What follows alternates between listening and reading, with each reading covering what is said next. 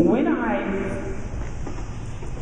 my mom took her life, I was the oldest of 3 siblings, which is pretty much how I ended up into those activities, feeling the need to make some fast money and fast this. The fast stuff gets you nowhere.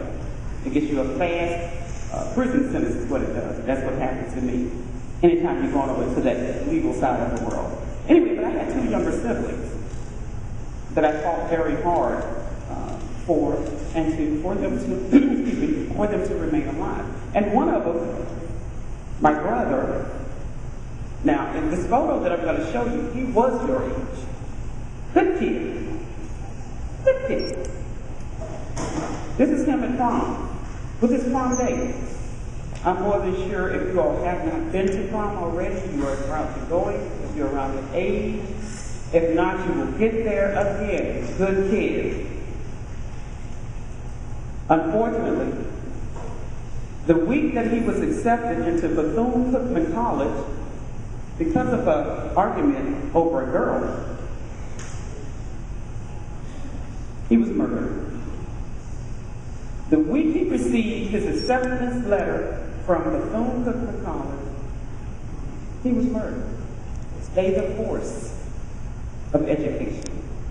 Do not deter because of a girl, because of a guy, because of the lure of what seems to be more attractive. This is easy. I'm going to go this other route over here with this fast money.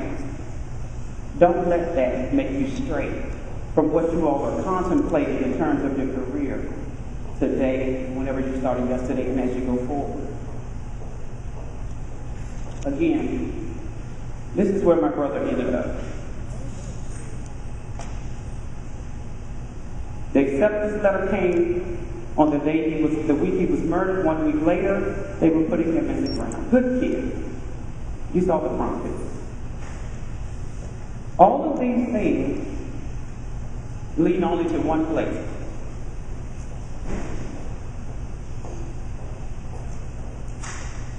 Destruction. You have your goals, and I know that you all are going to break up into different groups, but I wanted to emphasize in sharing my life with you, do not let the lure of what may seem attractive outside of your goals and your focus with education pull you away.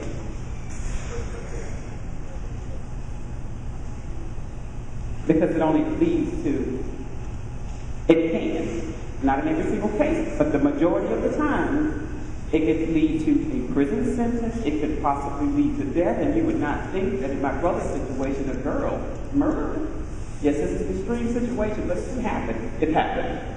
Again, I don't want to see it happen to any of you all in here. You look like a good group of kids. You're here today with this program, which speaks volumes. And again, the point that I want to reemphasize is stay the course of education. And once you get to, if you're going to college, if you're going to a community college, whichever level of, or either specific trade, if that is what you want to do with your life, when you get to that level of trade school or college, or when you get there, again, continue to stay the course until you're finished. Because I was in a community college and finished it, but yet I ended up with 23 years in prison. My brother was accepted the week he was murdered. So, just because you finished high school, oh, I'm together now. No, you have to continue to stay the course. Even when you get to the point further than high school and you're in college. And I'm more than sure once you are out of college, you pretty much have your head straight, and you know that these lures are just temporary, they're fictitious, they're not real, they're not what they seem. I learned the hard way. My brother right now can't speak about it, so I speak for him. I know you all have heard of the different like NBA stars, or for the draft, the NFL stars who get caught up into the lures. And some of them end up with a criminal charge, or either, they lose their contracts. You don't want any of that. There's a lot of it out there. There's a lot of kids and young adults And I don't want you to get caught up into that. So I brought my story here for you all to see and to hear. One more thing that I want to read to you in terms of statistics, and I want you all to be a statistic. According to some factual documentation and information, it seems that black males make up 40% of the U.S. prison population, but they only make up 6% of the overall country. There's only 6% of the overall country's population that are black males, but 40% of them are in prison. That's a great deal of young black males in the prison system. Education, staying the course of education, prevents that door of prison.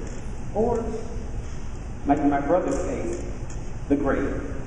Again, you all are good kids. It seems, it speaks volumes that you're here, and I commend you for everything that you've done thus far. You still have a road to travel. Don't let it be this one, the road to destruction, or the road that I've traveled. Continue to stay the course of your education, travel that road, continue to develop the career that you want. It may change. You may want to be a doctor, then you may want to be an NBA player. I don't know, but the education plays a part in whichever career choice that you have. Now, like I said, I know that you all was given a limited amount of time, and I know that you all have to break up into your different clusters and go to different areas. But if anybody has any questions, I see a few stunned faces, but if any of you all have these questions, feel free to ask. Anybody have a question?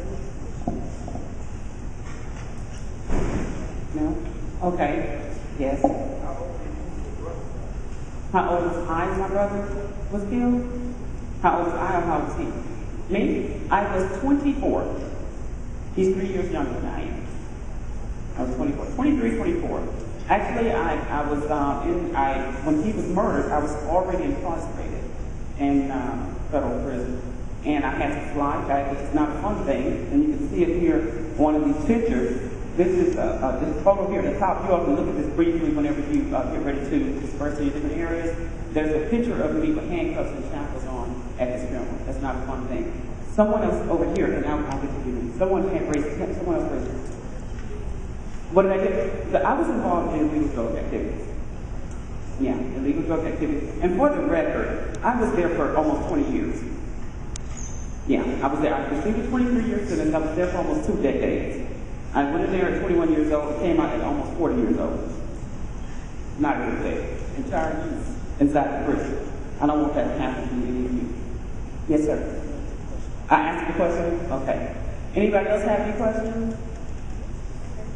Remember, you all stay the course of education, and if you have any difficulties, some type of issues, my story is quite extreme and that of my brother's, but I don't anticipate anyone having an extreme tragedy such as mine.